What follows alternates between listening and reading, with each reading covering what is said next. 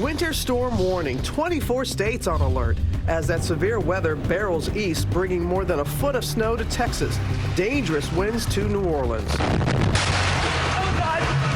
Here's the elevator. Here's the elevator. Now the south on tornado watch and the east bracing for flash flooding from Florida to New Jersey. Breaking ranks, President Trump acquitted, celebrating a victory in the impeachment trial, but Mitt Romney defying the party line vote. The president is guilty of an appalling abuse of public trust. The first senator to ever vote to remove a president of his own party. Now the president blasting back. Coronavirus emergency. Hundreds more Americans evacuating from the epicenter of the outbreak as China starts a massive crackdown. Rounding up people for quarantine camps, now a look inside a major city turned into a virtual ghost town. As the death toll nears 600 and the new cases on this cruise ship, where thousands of passengers are still being kept on board. Deadly plane crash. The investigation right now into this accident overseas. A Boeing jet skidding off the runway, breaking into pieces, killing 3 people and injuring nearly everyone on board. New clues in the search for those missing Idaho siblings, the newly released footage, their mother at a storage unit around the time they disappeared, what police found inside. Vanessa Bryant's tribute, her new message overnight for her husband Kobe and daughter Gigi, and what Gigi's school did in her honor. And an ABC News exclusive, behind the scenes of the Oscars, what the producers are revealing, and those musical performances from Elton John to Billie Eilish, only on GMA this morning.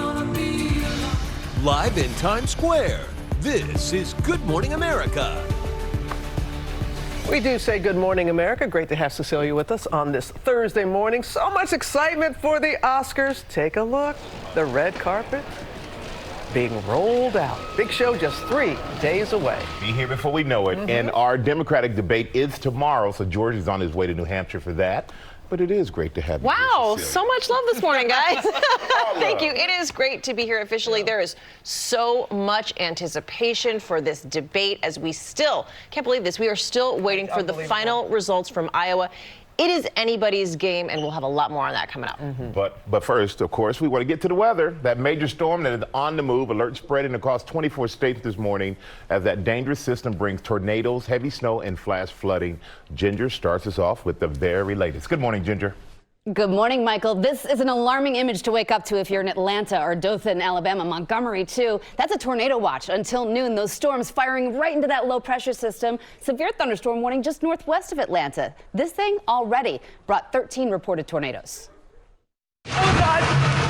Here's the elevator. Here's the elevator. That is the moment severe storms blew through New Orleans. You can't see that building. And one of more than 60 reports of severe thunderstorms from Louisiana to Tennessee. Trees littering the road in Martinville, Mississippi. Golly, that's got to be a tornado. Winds close to 60 miles per hour in NOLA. Dropping large hail. Crushing cars. In Pickens, Mississippi, several homes shattered by a tornado. Their neighbors in Vaughn hit with the twister, too.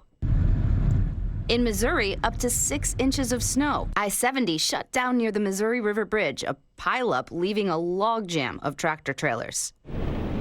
Across Oklahoma, vehicle after vehicle ending up on the sides of the roads. This tanker sliding into a creek east of Chickasha. The driver hospitalized but expected to recover. And in Texas, snowplows out in full force in Wichita Falls. The snow and cold diving as far south as El Paso. So we know this storm has the capability of creating tornadoes. So who has to watch for that today? I want to take you straight into the region, right along that Florida-Georgia state line. That's who could potentially see the highest risk of a tornado today. But you could also see a damaging wind anywhere from Orlando, so central Florida, right up the East Coast. The I-95 corridor gets through it today into the early evening hours. If you're in Charleston or, say, Raleigh, you're not out of the woods. You have that line coming at you. And again, within it, 60-mile-per-hour winds that can take down power lines and certainly trees. Cecilia, be rough out there. Okay, Ginger, thank you. We're going to turn now to that historic victory for President Trump in the impeachment trial. The Senate acquitting him on both charges. This was a straight party line vote, except for Senator Mitt Romney, who did something no politician has ever done before, voting to remove his own party's president from office. Our senior national correspondent Terry Moran is there at the White House with the very latest. And Terry, President Trump expected to take a victory lap just a few hours from now. He will. He'll be here at the White House holding a press conference later today. And you can expect him to dunk on the Democrats. That's his style. But the White House was enraged. Look, it was never in doubt. The Senate was never going to acquit President Trump. You need 2/3 of the Senate to do that. But there was drama in the Senate chamber, and it came from Mitt Romney with what he called a cry of conscience that he hoped would echo through history, but that enraged the White House.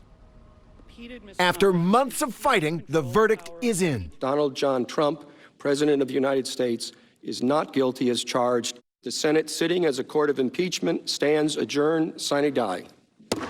President Trump and his team victorious. The president won. The office of the president won. The Constitution won. But the vote from Republican senators was not unanimous. Mr. Romney. Guilty.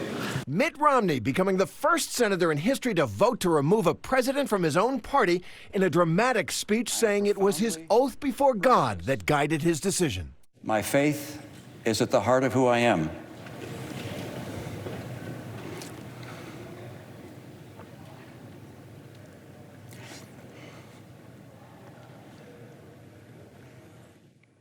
I take an oath before God as enormously consequential. Romney said the evidence is clear. President Trump pressured Ukraine to investigate Joe and Hunter Biden for his own political gain. There's no question in my mind that were their names not Biden, the president would never have done what he did. The president is guilty of an appalling abuse of public trust. The president and the senator from Utah have a tumultuous past, and Romney predicted his decision would bring swift retribution. I'm sure to hear abuse from the president and his supporters. He was right. Donald Trump Jr. saying Romney, the 2012 Republican presidential nominee, should be expelled from the party. Overnight, the president tweeting had failed presidential candidate Mitt Romney devoted the same energy and anger to defeating a faltering Barack Obama as he sanctimoniously does to me. He could have won the election. Republicans have long argued that impeachment would play right into Trump's hands in the next election. Exoneration comes when President Trump gets reelected because the people of the United States are fed up with this crap. But Democrats still insist the president's day of reckoning will come. My message is simple. Don't lose hope. There is justice in this world, and truth, and right. Many Democrats are demoralized, but some are vowing to continue the investigations. House Judiciary Committee Chairman Jerry Nadler says he is going to subpoena John Bolton, President Trump's former national security advisor. See what he has to say. But, Robin, I have to tell you, there are other Democrats saying enough is enough. Let's look towards the election. Many are saying that. Okay. Thank you, Terry. We have new developments now in the coronavirus outbreak. Cases are topping 28,000 worldwide, and the death toll is nearing 600. Now China, the center of the outbreak, is cracking down. Ian Pannell is in Hong Kong with more. Good morning, Ian. Yeah, good morning, Robin. A serious development in China, with a senior official citing what she calls wartime conditions, ordering a roundup of all infected patients and those they've come into contact with, and they'll all be sent to quarantine camps in Wuhan. Haunting images from that city that's home to millions show it's almost totally deserted. Meanwhile, it looks as though this small window of freedom that was opening up in China over this crisis is now beginning to close. Over the last few weeks, we've seen highly unusual public criticism of the government's mishandling of the outbreak being tolerated. But now some of those online articles are simply disappearing. Accounts on the Chinese social media platform WeChat are being suspended. And multiple medical sources in Wuhan have told ABC News they've been instructed not to do interviews and that phone calls from hospitals are now being monitored. Michael? All right, thank you for that, Ian. And hundreds of Americans are evacuating from China, heading to one of 5 military facilities in California, Texas, and Nebraska. Will Carr is at one of them. He's there at Travis Air Force Base near Sacramento with more. Good morning, Will. And Michael, with those cases of coronavirus surging, there's now set to be 2 more planes of Americans packed with hundreds of people coming back to the United States. They will be monitored every step of the way and then placed into quarantine for at least 2 weeks. This morning, hundreds of Americans in Wuhan, ground zero for the novel coronavirus, are stuck, all waiting to board the plane back to the United States. They told us that we have a mandatory 14-day quarantine. Sergio McCrae from Virginia has been teaching in Wuhan for 6 years. He decided to evacuate because of the conditions. Wuhan, once a transportation hub in central China, is now deserted. These images show the streets, bridges, and the airport. With the city on lockdown, Wuhan has turned into a ghost town. They're trying their best to make sure people aren't spreading this. It does make one feel a bit trapped. Yu Lin, a resident and passenger on a recent flight, is grateful for the State Department's evacuation as well as the food and resources on his flight back. He's now quarantined stateside. Right now, it still looks bad. I think because the medical resources are so overwhelmed. A lot more medical staff from all over the country coming to help. Overnight here in the U.S., 3 adults and 1 child who just arrived from China were all hospitalized with a fever or a cough. They're now under observation in San Diego. This comes as a 12th American just tested positive for the virus, the latest in Wisconsin. So far, 2 of those infected caught the virus from a spouse. The rest brought coronavirus back from China. CDC says the virus is most likely spreading when someone sneezes or coughs. Can somebody spread the virus without showing symptoms? Is it possible? Yes. We do not think this is driving the outbreak. This is an emerging virus, and so we're still learning more and more every day. A cruise ship off the coast of Japan carrying more than 3,500 people confirmed 10 more passengers tested positive, including 2 Americans. Roger and Carrie Maniscalco, an American couple, are on the ship quarantined in their rooms. We have no interaction with any other guests, so we're just opening up our door to get breakfast, lunch, and dinner. Japan is already on edge. With just 6 months to go before the Summer Olympics in Tokyo, local media is reporting the chief executive of the Games admits they're, quote, extremely worried about the virus's impact on the Olympics. As for the next round of Americans coming back to the United States, their planes are set to leave China today. They will end up at military bases in San Antonio, Texas, and Omaha, Nebraska. Cecilia. Okay, well, thank you so much. We're going to turn to the race for the White House now. The New Hampshire primary just 5 days away, but the results from those bungled Iowa caucuses are still shaking up the race. More results now in. Take a look at this. The gap tightening between Pete Buttigieg and Bernie Sanders. Elizabeth Warren solidly in 3rd place and Joe Biden right there in 4th. This all sets the stage for our debate tomorrow night, and Whit Johnson is right there in Manchester with the very latest. Good morning, Whit. Cecilia, good morning to you. It is a slow, agonizing drip of results from Iowa. The top 2 candidates here still trying to seize their moment, and for Joe Biden, a clear strategy shift ready to fight here in New Hampshire. Overnight, new returns trickling in from the Iowa caucus show Pete Buttigieg and Senator Bernie Sanders locked neck and neck for first. With nearly all precincts reporting, just a fraction of a percentage point separates the 2 candidates. I don't think most people thought we'd get anywhere close to this point. On the trail in New Hampshire, the former mayor of South Bend, Indiana, says his big finish is further proof that voters want to leave the politics of the past. How do you think you were able to outperform other moderates in the race like Joe Biden? Well, I think the key is a focus on the future and a desire to win. And every time my party has won in the last half century, it's been with a candidate focused on the future and opening the door to a new generation. But Sanders' campaign claims when all the votes are counted, they'll take top prize in Iowa. We are winning the popular vote. Writing in an email to supporters that the senator has a viable path forward to achieve a clean sweep and retake the lead in state delegate equivalents and national pledge delegates. What is clear from the results? Disappointment for former Vice President Joe Biden coming in 4th.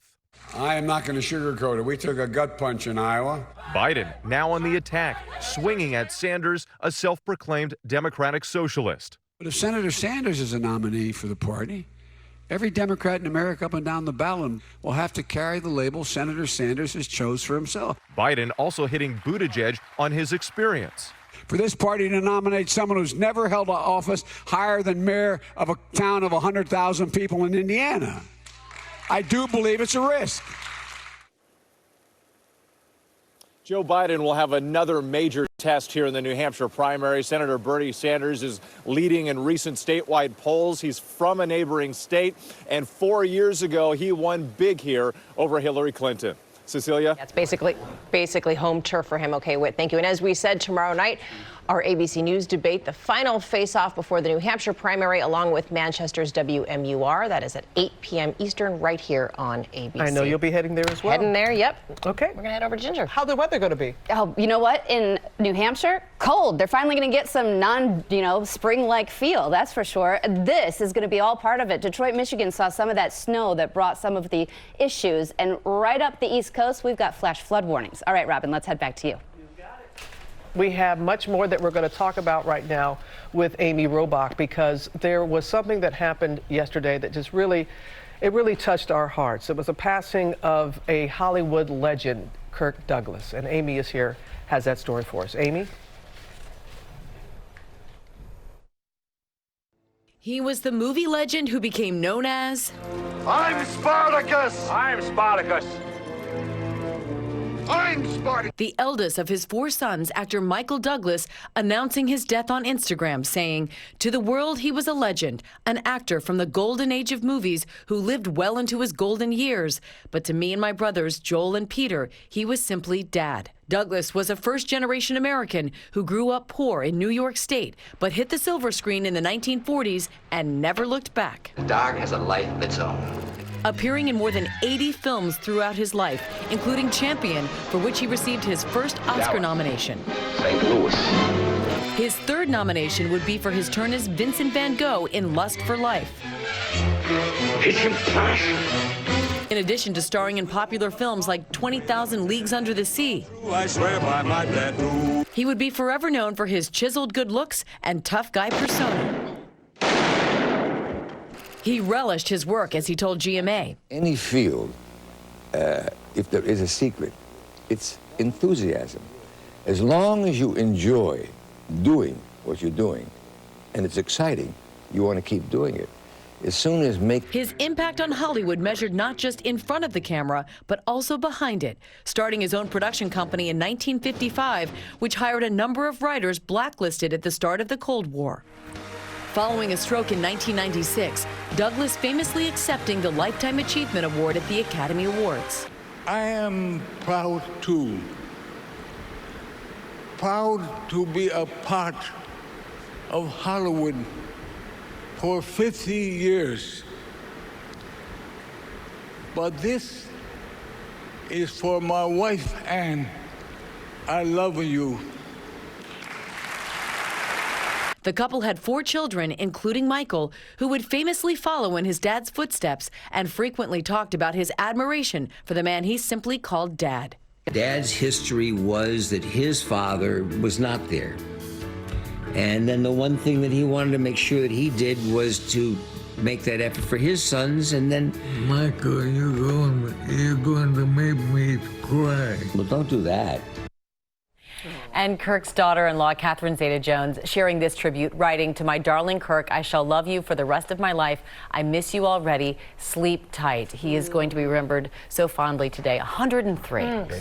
Exceptional human being and story. Thank you, Amy, for that.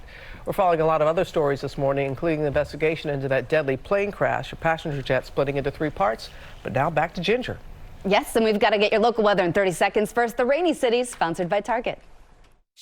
My name is Beatrice Dixon. I'm the founder of the Honey Pot. In the beginning, it wasn't easy to start this company. And there was a lot of times that it almost didn't happen. If Target didn't take the chance on us, we wouldn't be in all the retailers that we're in today.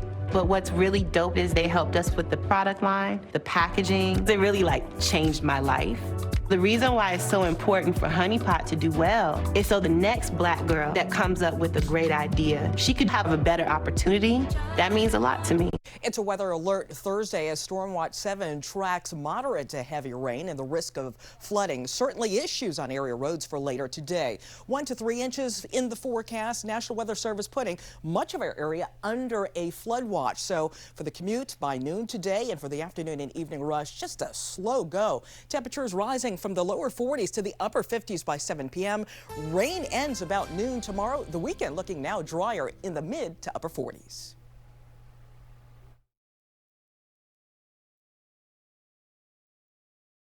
That was rough. But it is a thankful I need Thursday. some warm tea. Happy Friday Eve.